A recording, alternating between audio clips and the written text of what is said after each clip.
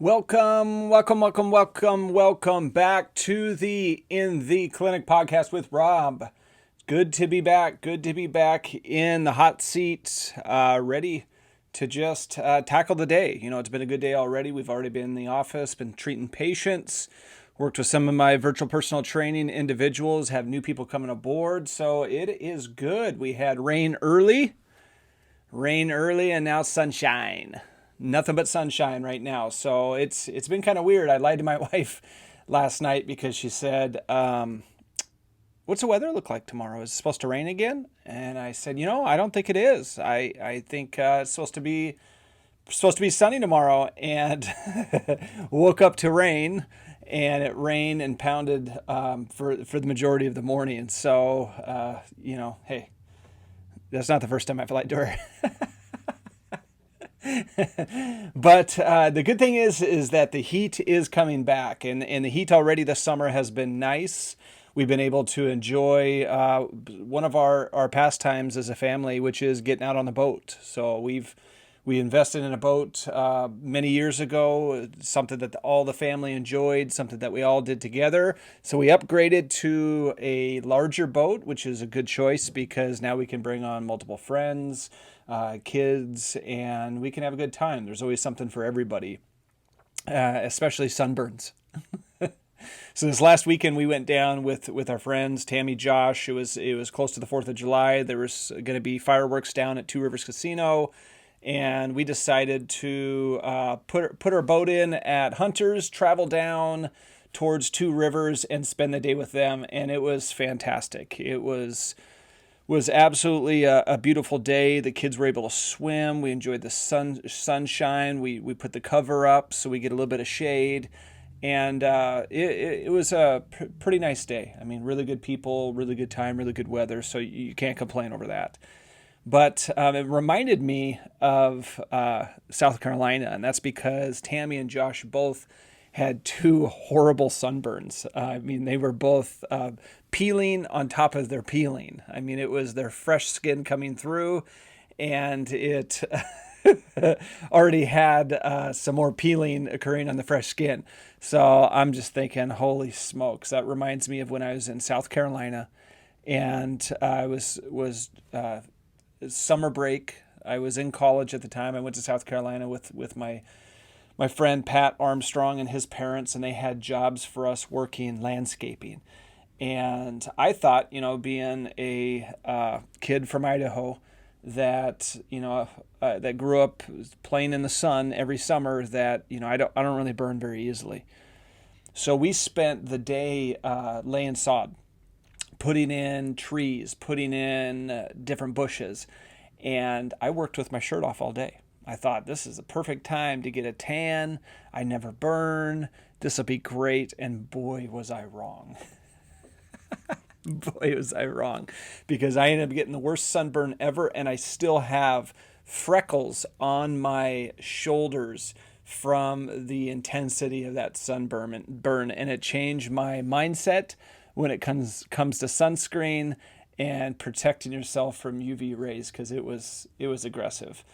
But the sun overall is necessary in life, obviously, but it can also be a detriment, not just from sunburns, but also from dehydration. And we just had a great 4% meeting that talked about dehydration and how to prevent it overall, how to make the most of your summer without the detriment of dehydration. And this reminded me of when my wife came with us to Hoopfest, and we would play Hoopfest every year. Trav Green, a longtime player with us, Ryan Meyer, Joel Rich, and we would get together to play Hoopfest and kind of live our glory days.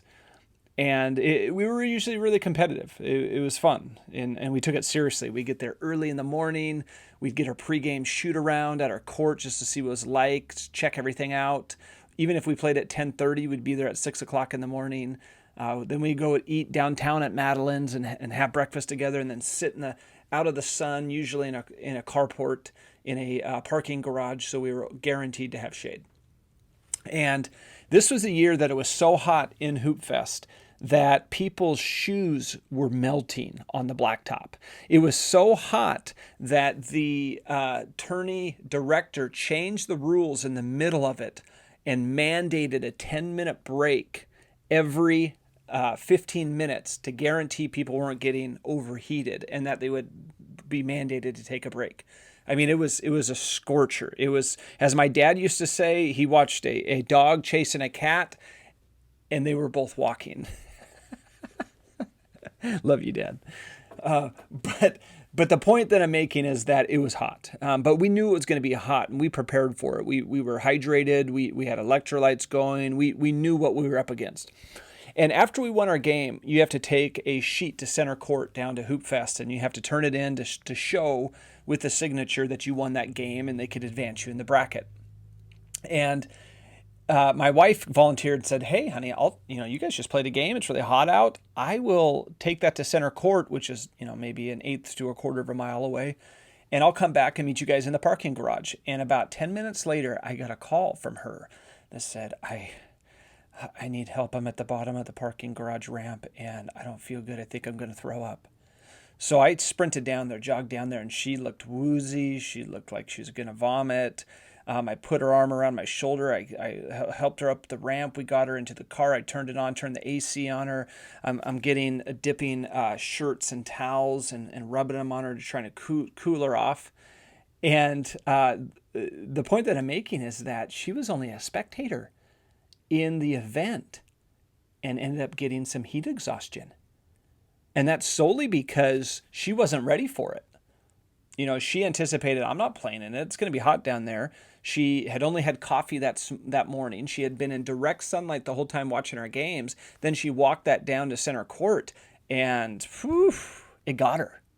It got her, and it can get anybody. That heat can get anybody. So thankfully, we've been pretty good. We've been pretty good so far this year. It hasn't been a scorcher hot. It's been wet.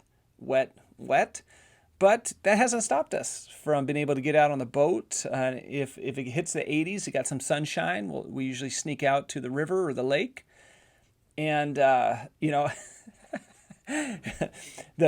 first time we had this boat, it allowed us to wake surf. And that's where you're surfing behind the boat. You're only going about 10 miles an hour.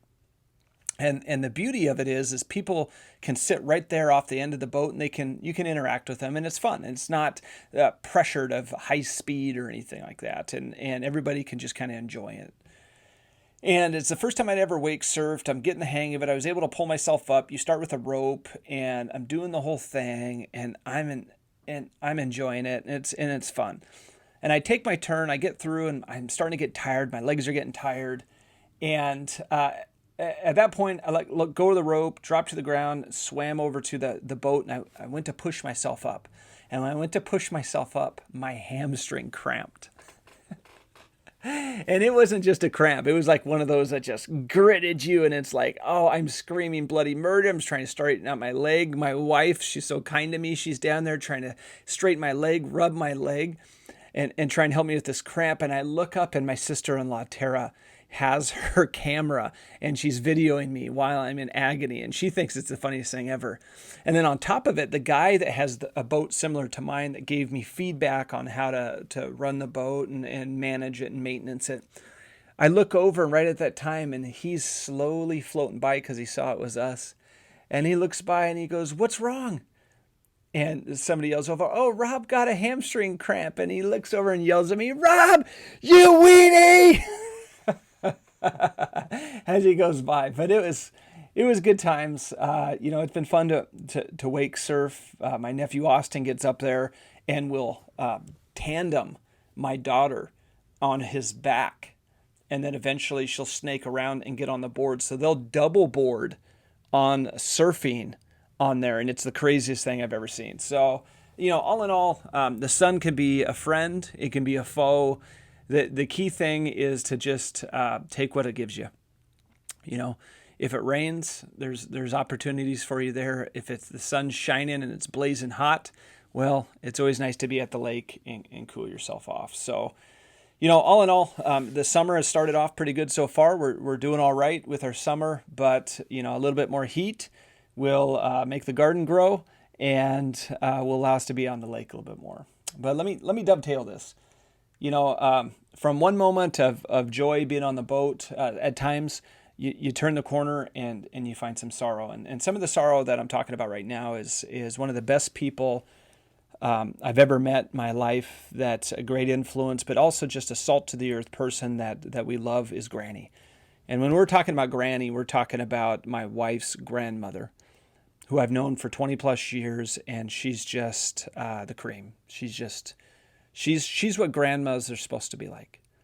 When you're thinking about Granny, you're thinking about Grandma. She's that person that gives you that life wisdom, that gives you that perspective. When you think that your life is challenging, you're going through a moment, there's the way that she can communicate to you.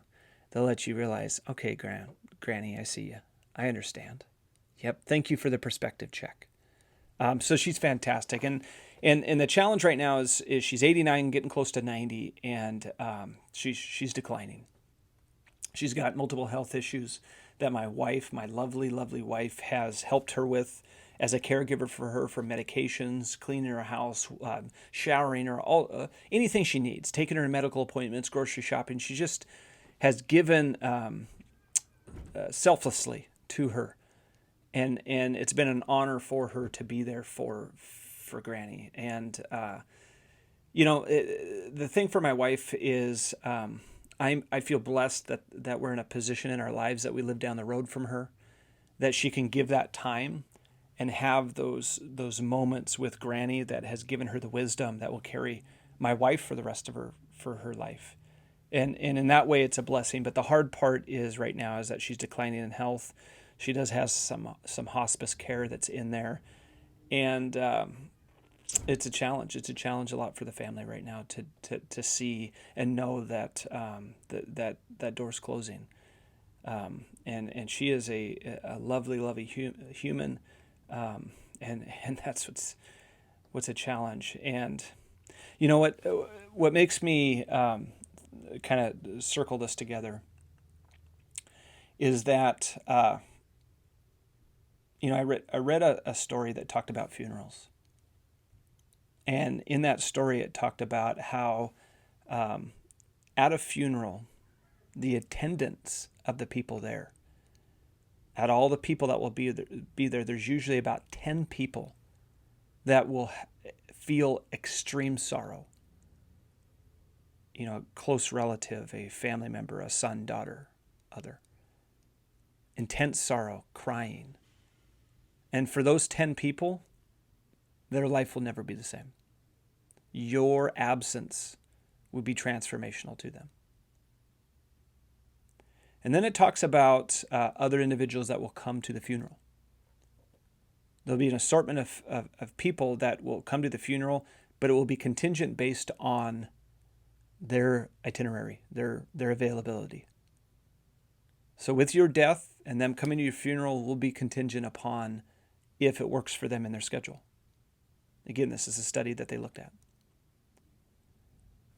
And out of those individuals that actually come to the funeral, there's one predictor on if somebody is going to come to your grave site service where they put you in the ground.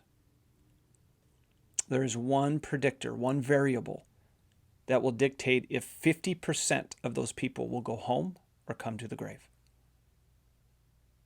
And that predictor is rain. Rain. If it's raining out, 50% of those people won't even go to the gravesite service. That's pretty powerful. I mean, what's powerful about that? And what I mean that is powerful, it's powerful to have perspective and realize how many people are in your life right now that are just an acquaintance. How many people in your life right now that if you passed away, they would take a moment and go, oh man, that's terrible. Bummer. Dang. Yep. He was a pretty good guy. I liked him. And they take that 30 seconds and then, yeah, well, it's the way life goes. And then their life goes on. And then their life goes on.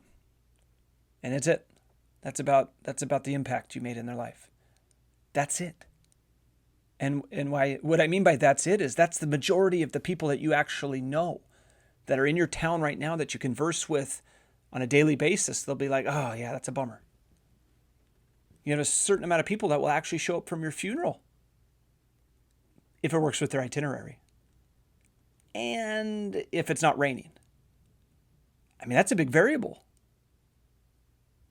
So the point that I'm making is I'm looking at Granny because it's staring me in the face. I know what's coming.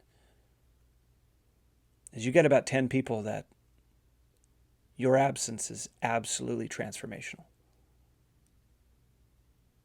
Your absence will change the course of their life forever. And the perspective I get from that, from reading this story, is who are my 10? Who are my 10? Who are my 10 that it would change their life forever, transformationally?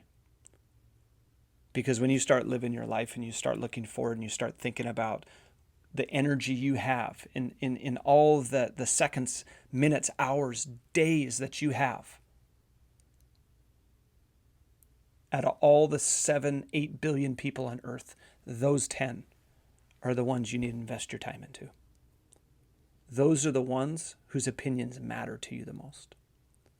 Those 10 are the ones that absolutely move the needle in your life that you need to listen to.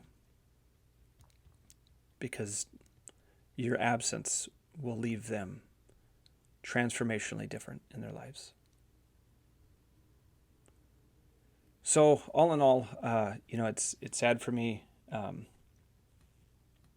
with Granny. I know it's coming. I've talked about in the past my father-in-law, Terry, who, for me, that was my transformational moment. I was one of his 10. That my life has never been the same since.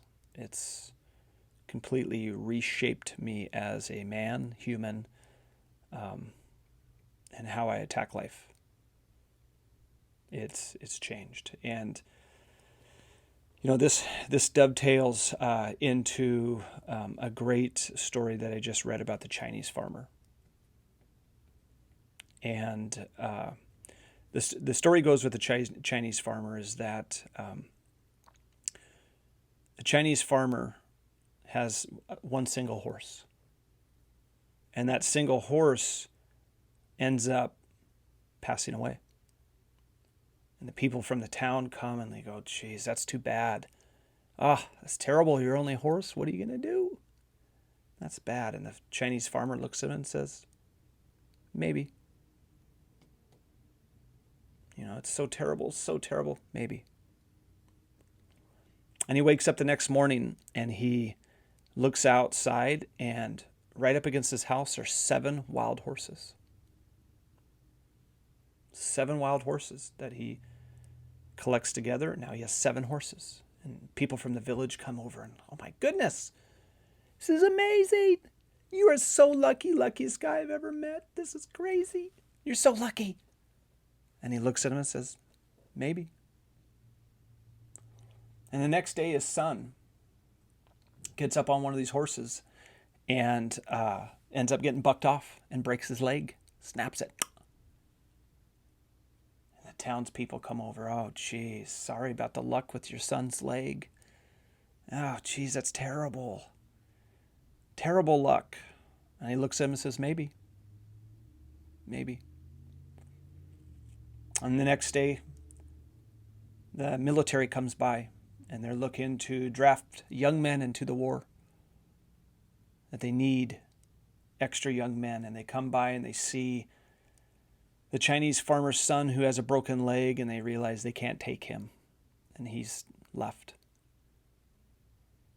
And people from the town come over and go, oh my goodness, they didn't take your son. You're so lucky. You're lucky that he broke his leg. And he looks at him and says, maybe. And the point of the Chinese farmer you can build upon and you can see is that life hits you in different ways. Life hits you in different ways, and you never know the impact that the decision or the circumstance will have on your life. A lot of times we look at an event and we say, that's horrible.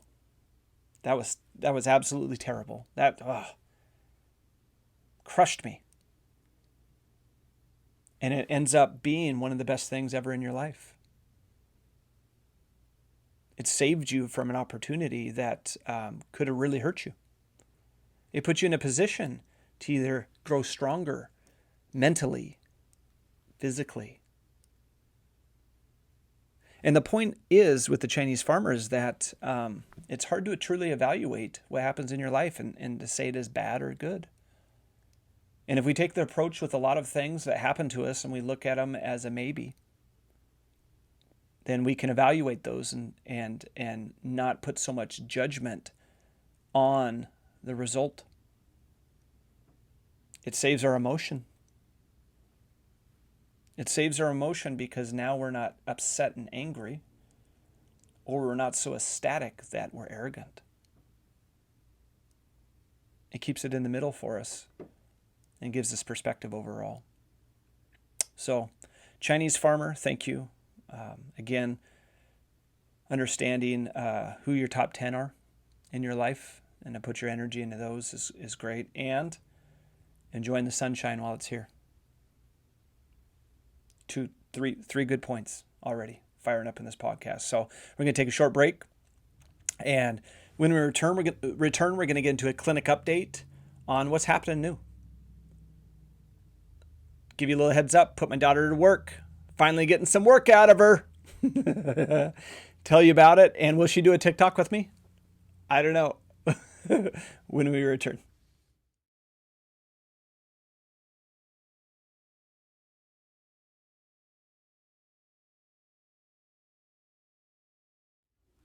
And we are back for part 2 of the In the Clinic podcast with Rob today. And as we alluded to before the break, life is funny. Life is interesting. It's never stagnant. The only thing that's constant is change. And it's weird how if you allow it, it teaches you every step of the way. The knowledge you're getting, the constant progression. I mean, no baby is born knowing how to build a house. Doesn't happen to do symphonies, physical therapy, it's your experience that you grow from, that you build from, that you constantly are evolving as an individual, as a human, as a person, never staying the same. Never staying the same. So you get windows. That's what I call them. You get windows in your life, and you can't really evaluate, is it good or is it bad? Is it better or is it worse? You just have to take those windows, and when things are perfect, when things feel so right and you can enjoy them, and the stress is low and the anxiety is low and you feel like I got to win and things are working, that's a window. Because what do we know about windows? They eventually close. Just like doors. They eventually close. And when the window or the door closes, we can't mourn it. We just have to understand that it's a certain time in our life, a certain little window, that we just have to enjoy that moment because it's never going to stay the same. It will always change. It will always evolve, and we have to accept it and we have to work with it to truly get the most out of enjoying our lives for true happiness. So for me, I got a little window this last couple weeks. My daughter, 15 years old, going to be 16 in September. She's currently got her driver's permit, about ready to start driving. And what does every 16-year-old want? A car. They want a car. But part of it is she's got to work for that. You know, as we know, cars are expensive, especially right now with inflation going crazy and used cars being expensive. It costs money. And there's no better time than now for her to understand the value of money and motivation. Because people aren't lazy. They're just unmotivated. And right now she's motivated and she'd like to do that. And one of the best opportunities is we always need extra assistance in our clinic as an aid role, assistant role, a back office assistant role. So she has currently been assisting in that role. So she's working with Elena Stone Boggs has been there for about a month now, coming back from college. So they've been the double team in there. But for me, I've enjoyed this window because each day my daughter's getting up, she's getting ready for work, getting her stud clothes on, or special clothes on, her work clothes that she went and picked out and got new ones, her professional attire, and we get to have a moment together in the mornings, and then she drives to work with me, and she gets to spend the day in the office working with me and our colleagues. And it's just a special window because, one, if anybody knows me, my daughter's special to me, super special. And she's an actual gem, and I love her tremendously. She makes a lot of good choices. She strives to be the best version of herself, and much like her dad, she falls short sometimes. But her intent is noble, and her heart is solid. And it's been a nice window for me to enjoy this time with her and in my work environment. And she's doing a great job. She's already advancing into it really well. But the only downside is I tease her that I want her to do a TikTok video with me and Instagram Reels. I want her to do a TikTok with me with her coming into work. And I got one all picked out, ready to go, where she's, I slow it down. We got the cool music going, and she, as a teenager, denies me. Dad, stop it. But at least I get an eye roll out of it. And anytime I can get an eye roll, that's as good as gold. That's really what I'm shooting for. So I'm down with it. But other clinic notes that are currently in the office, besides Elena being in there, besides Madeline being in there, is Emily. And Emily came up on her 2-year anniversary just last month. She's done a tremendous job in the office. She's currently pregnant and continuing to put all of her effort into making our clinic great and helping our patients the best that they can. And anybody can attest in our office that Emily gets a lot of praise from her patients, that they enjoy working with her, and that she truly puts her best foot forward every single day and puts her best effort into her job duties, treating patients, and any other tasks that we come up with that we feel that she'd be best for. So she's a complete gamer. And we just recently found out, okay, breaking news right now, Emily Giesler-Lepp, I threw the Lepp in there, that was her maiden name. Emily Giesler-Lepp is a recent inductee to the Division III Hall of Fame. Now, for people that have listened to the podcast or know our office, Emily was a Division III All-American. She holds multiple records, still holds the record for the most home runs in a single season, and I believe the most home runs in a career at the Division III level. She was a phenomenal player, catcher, and was just recently announced that she was inducted into the Hall of Fame. So we got a Hoffer in our office. We're going to get her a gold jacket. We're going to get her a gold jacket with softballs on it. We're going to put, Giesler-Lepp on the back. And we're going to have to start calling her the Hoffa. But all in all, Emily's a good sport. Like I said, she does a great job in the office, is game for a lot of things. And with her years of playing sports, she's very witty on the comebacks and doesn't take any bit of BS. So, congratulations, Emily, on the Hall of Fame induction, but also for 2 years with our office. It's been a pleasure working with you for those last 2 years. Also, this dovetails in, I talked about a little bit before, that we're having our 10-year anniversary. we've been in practice at Sumner Specialized Physical Therapy for 10 years now, which is freaky weird. It seems like time just continues to fly by, but it's humbling to have people from the community that continue to support us. Before it was just me and at the start Mackenzie in an office on Main Street, just working through the motions. And now we're a clinic that supports seven providers, front office staff, aides, pre-employment work, training facility, personal training. I mean, it just continues to expand out of pure enjoyment. So I'm thankful to everybody that's been a part of it. I'm thankful to the community. I'm thankful to our providers that continue to sell out every day and give the most to our community, that creates that lifetime value for people that want to keep coming back, tell their friends about us, tell their family about us, trust us with their most prized possessions, their family. So we're extremely thankful, extremely humble, and we're looking forward to the next 10 years. So thank you to the community out there.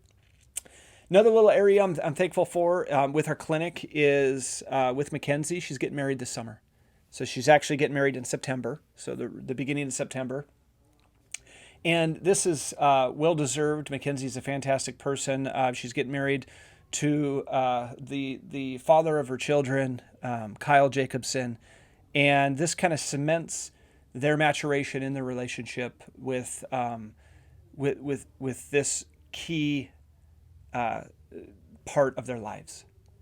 And the best part about it is one, I love weddings. It's everything a funeral's not. It's the gathering, it's the food, it's the joy, it's the fun without the sorrow.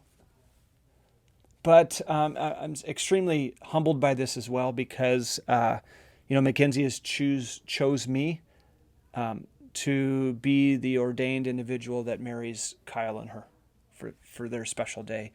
And for an individual that wasn't ordained before, to go through the process, become ordained, to be able to marry them officially, it is beyond humbling. And, Mackenzie's a prime example of we just don't work. We're not here just to work. We're here to share our lives together and to meet fantastic people, to not have employees, but to have friends and family that work every day with us, hand in hand. And Mackenzie has absolutely done that from growing into our own family. My wife loves her. My kids love her. Her kids are intertwined with my kids in their relationships.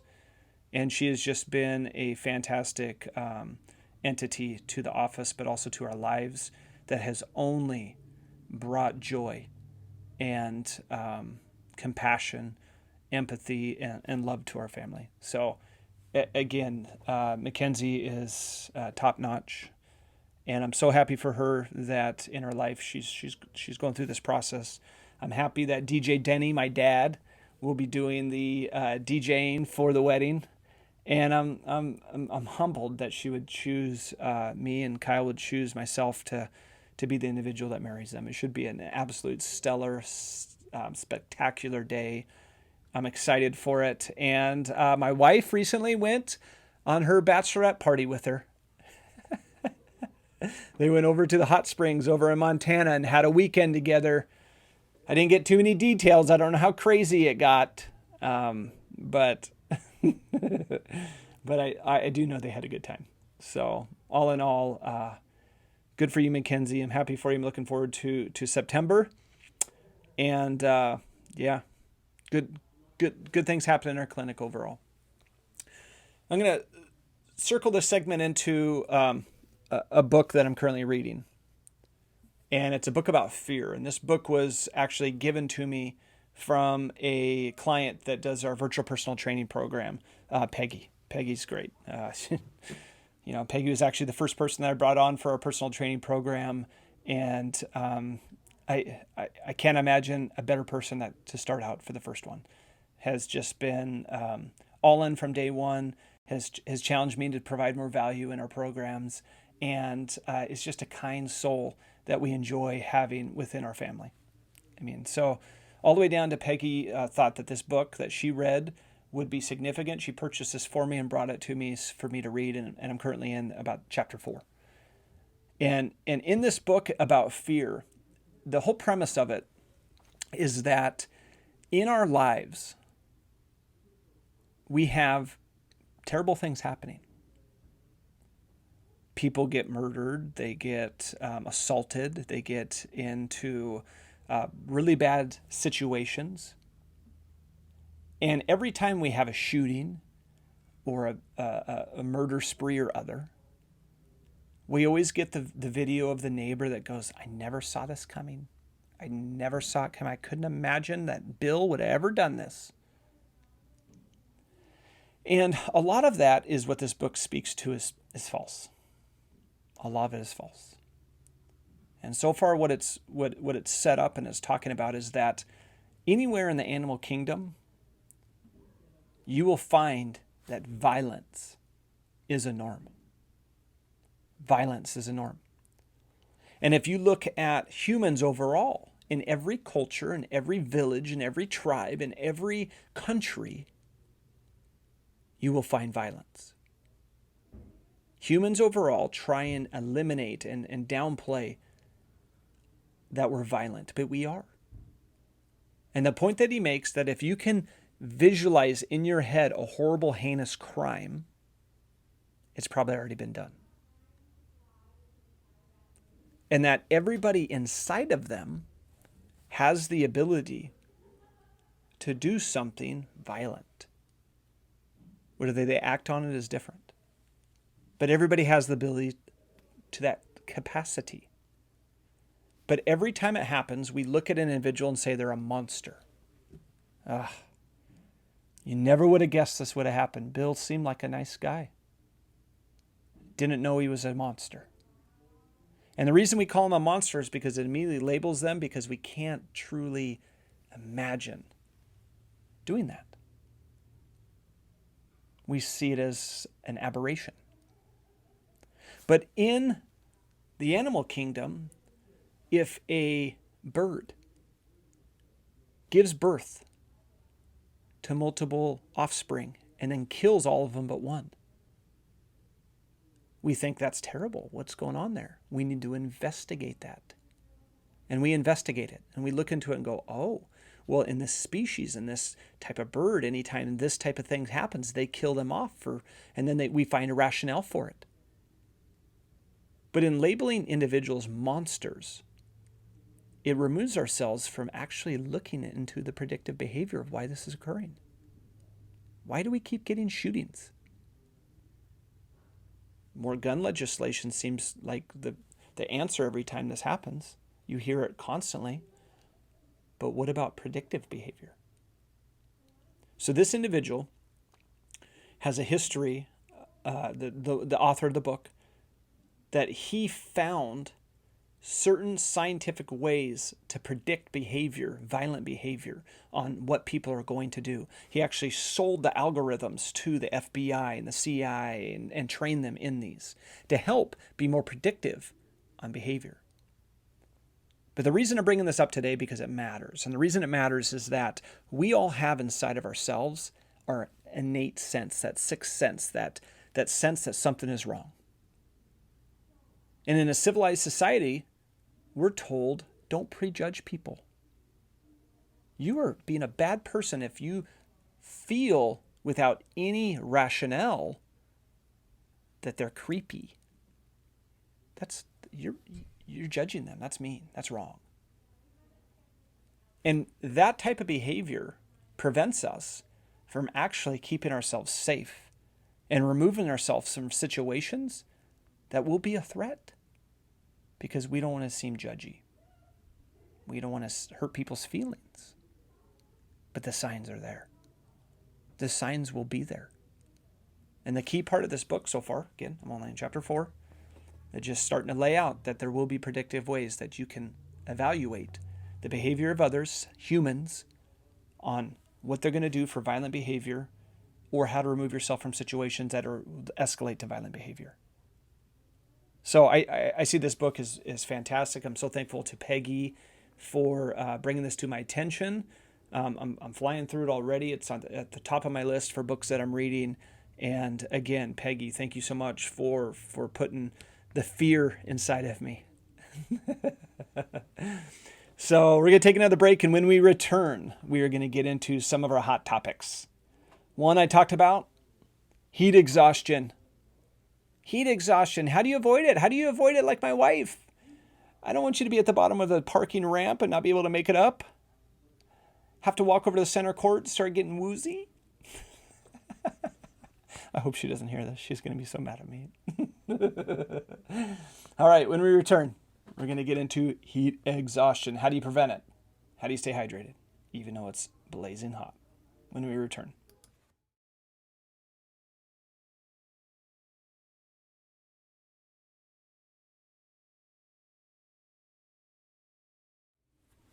And we're back to the show. Things are heating up. I'm up here in the crow's nest, and I don't have the AC on because it's too loud, and it starts blowing my mics. I'm starting to perspire a little bit, starting to get hot.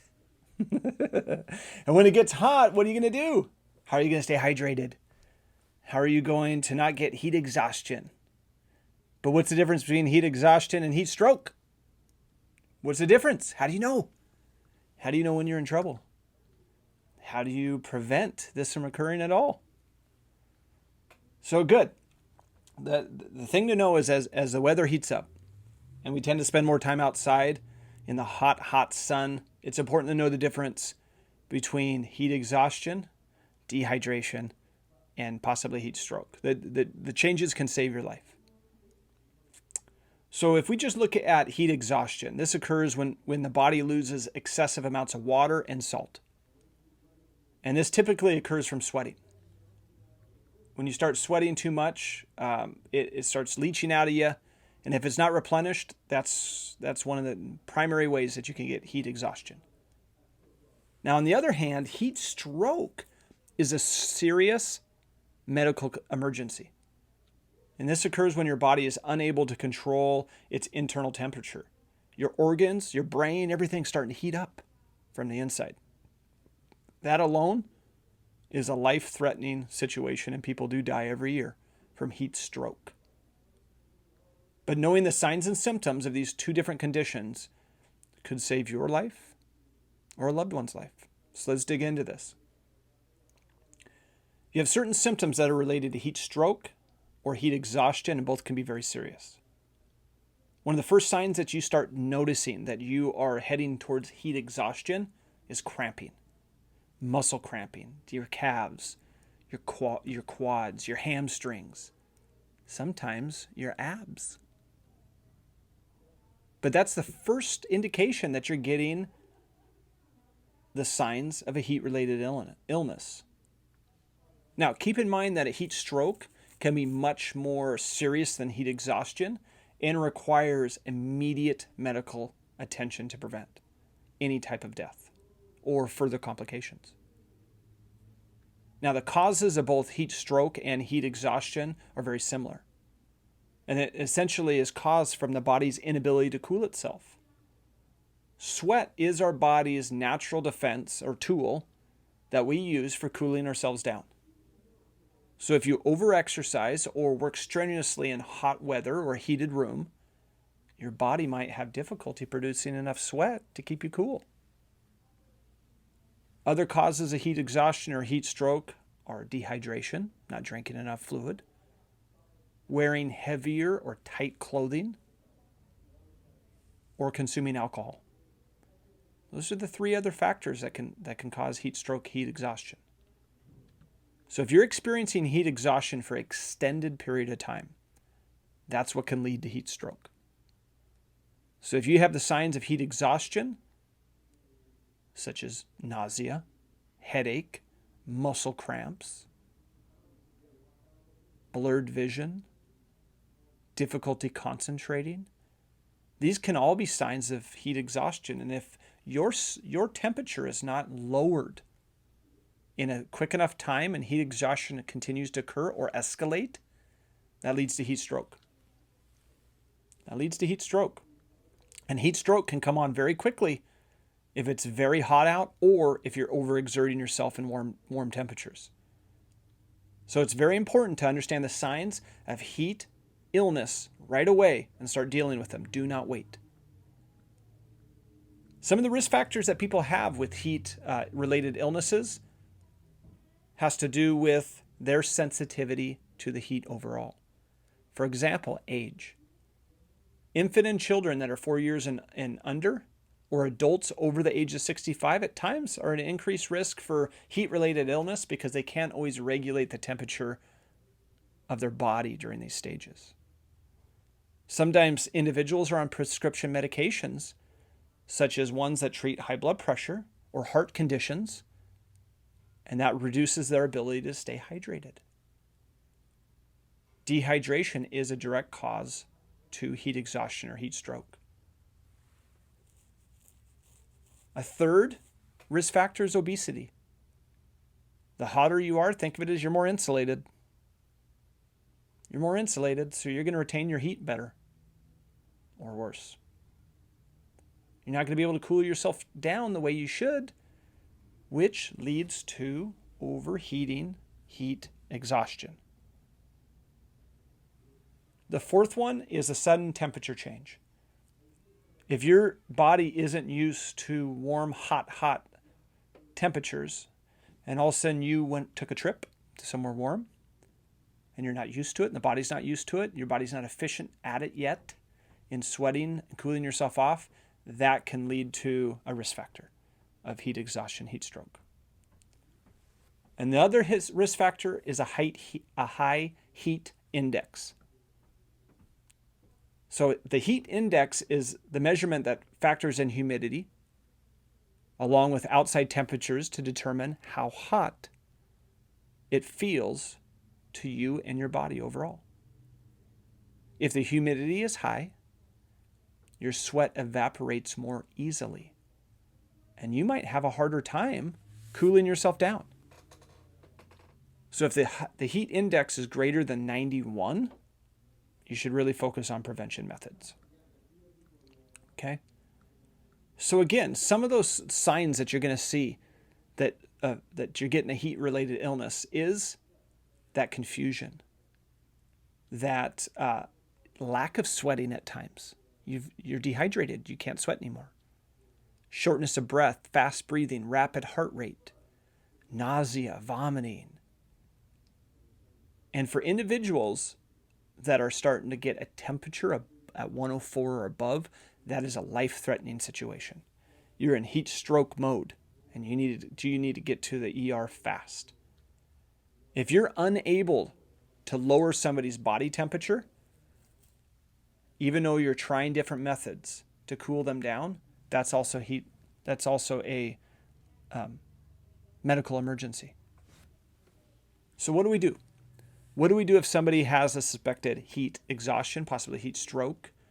What are some things that you should do right away? Well, one, you need to find a shady area.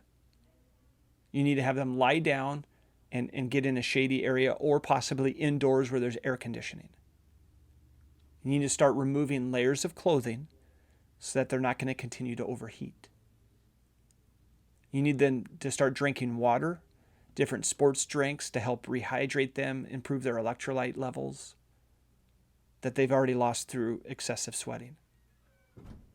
And if they become nauseated or they vomit, you should seek some medical intervention.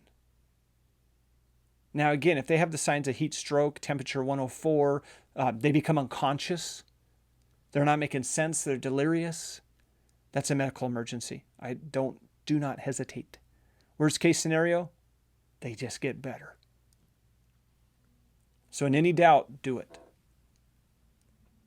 In your cooling down prevention methods, try to avoid having them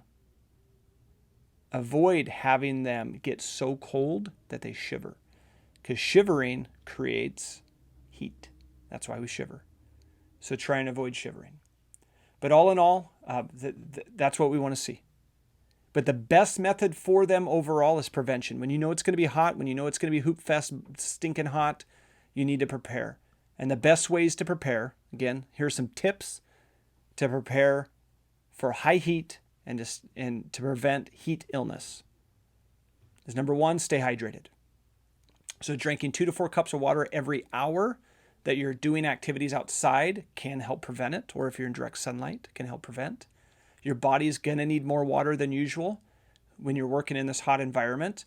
So you got to drink at least 2 to 4 cups every hour. You need to avoid alcohol, caffeinated beverages, or strenuous activities, or high heat, if you can. On hotter days, try to do more activities inside versus inside in an air-conditioned environment versus outside in the high heat. Wait until later in the day to do those when the sun is going down instead of the peak of heat. Try and wear light-colored or loose-fitting, lightweight clothing when doing your activities outside. Wear a wide-brimmed hat, such as my sweet cowboy hat, to keep the sun off your face and help you stay cooler. You can take colder baths or showers on hot days to try and cool yourself off and bring your temperature down a little bit. But more so, take frequent breaks. Anytime you start to feel overheated, take more breaks. Cool yourself down. Help re-regulate your body temperature. But again, those are some tips to help you prevent heat-related illness, because that's really what we want. We truly want to help you from having the consequence of heat exhaustion or heat stroke.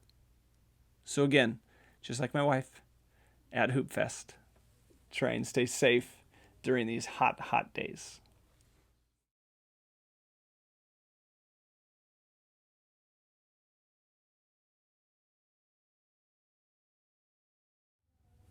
So let's switch gears and move to my second topic that I have for you. And this is mainly because it is now in our clinic Shoulder Pain Awareness Month. Now, shoulder pain is one of the number one causes people come and visit our clinic and seek treatment and resolution to help improve their lives, because shoulder pain is pretty common. It's really common. It's something that plagues a lot of people every single day, that prevents them from living the life that they want to live.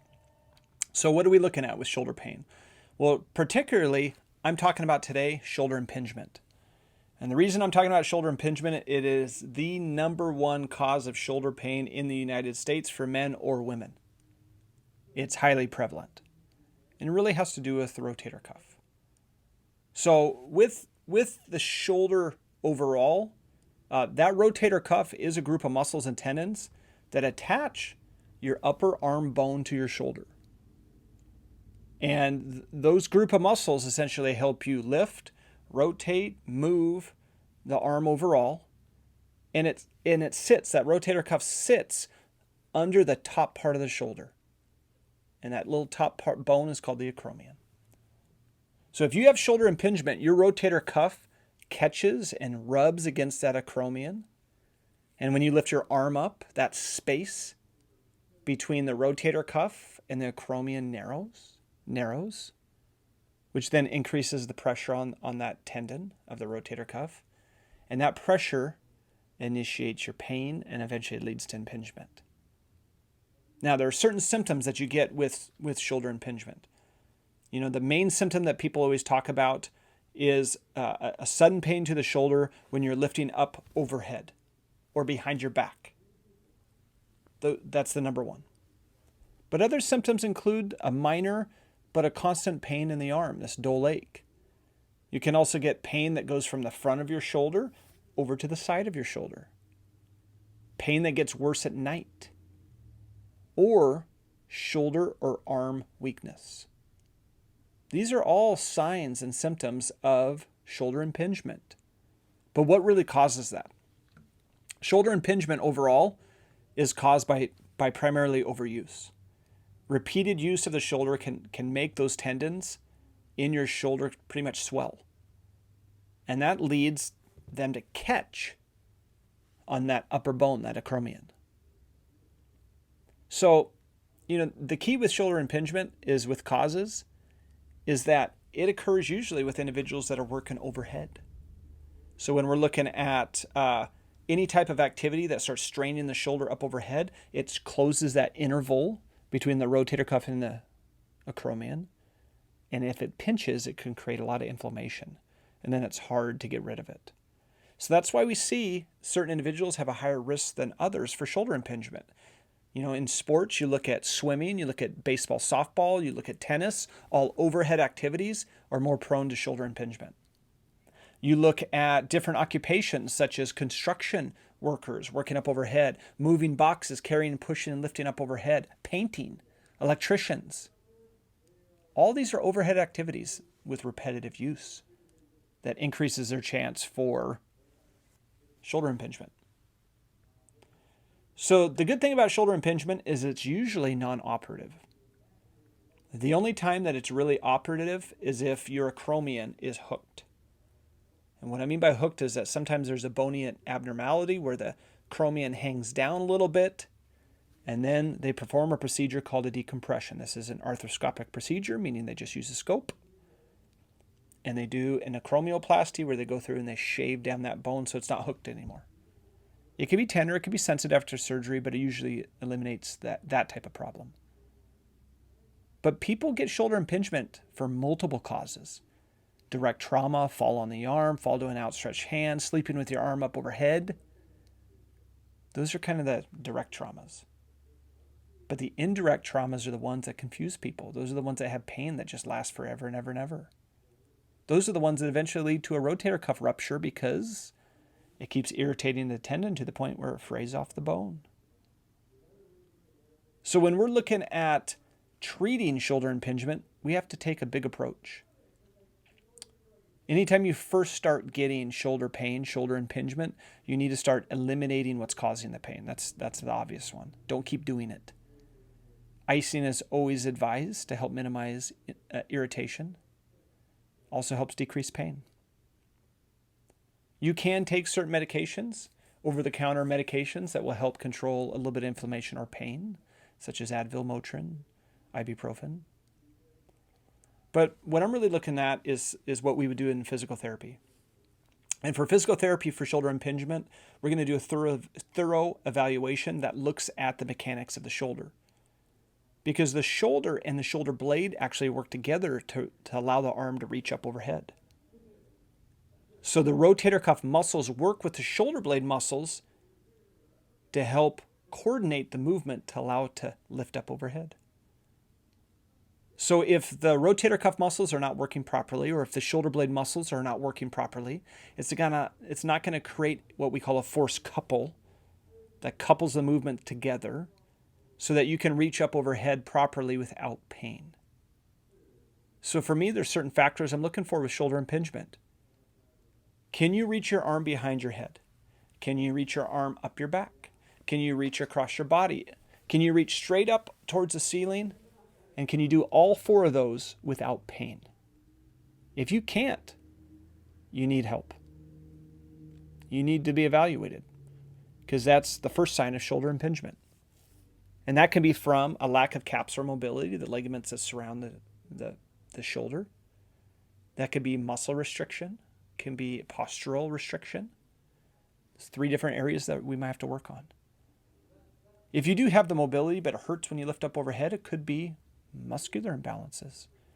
It could be the shoulder blade and the rotator cuff are not working collectively to help lift the arm up overhead. You're not getting the proper force couple. You're getting certain weaknesses to maybe the muscles called the serratus anterior, the rhomboids, the upper trapezii that aren't allowing that upward rotation to the shoulder blade. So now you're getting impingement. So all in all, what I would do is I would evaluate you as a person, see what kind of restrictions you're getting that's leading to the shoulder impingement, and then we would work on those deficits with a specific plan.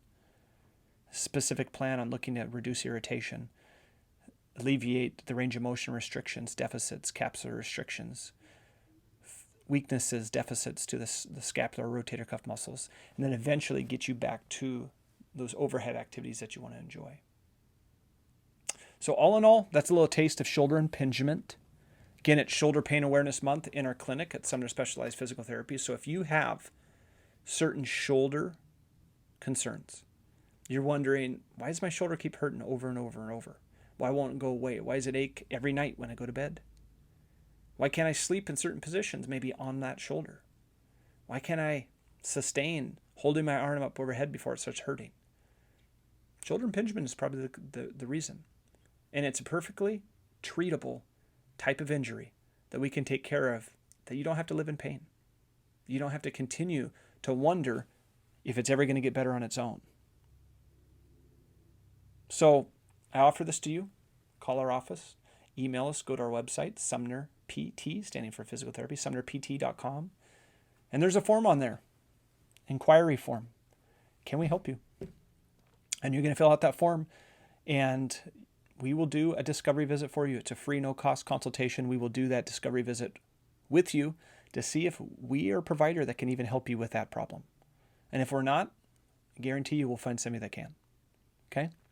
So take advantage of that. Go to sumnerpt.com, fill out that inquiry form, and it's right on the first page. It says, inquire about physical therapy, possibly, or the one that says discovery visit. We'll take care of you from there. So all in all, let me finish up this podcast today. I feel blessed overall to be able to, one, have an audience like you that asks good questions, that will respond, email me, will seek me out to ask further questions.